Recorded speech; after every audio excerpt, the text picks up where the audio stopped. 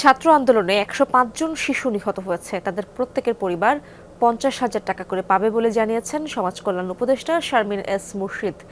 দুপুরে সচিবালয়ে এক ব্রিফিংয়ে তিনি একথা জানান। এ সময় উপদেষ্টা আরও বলেন, সামাজিক নিরাপত্তা কর্মসূচির আওতায় বয়স্ক, বিধবা ও প্রতিবন্ধী ভাতা পাওয়া ১,২০,০০,০০০ ভাতাভোগীর মধ্যে ৪৩ ভাগই ত্রুটিপূর্ণ।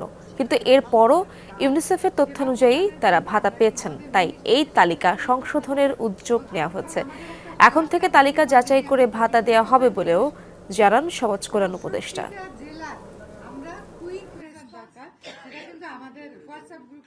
শিশু যারা শহীদ হয়েছে আর শিশু পরিবারগুলো যারা খুব আক্রান্ত হয়েছে তাদের ১০৫ জনকে আমরা কালকে ৫০,০০০ করে টাকা দেব।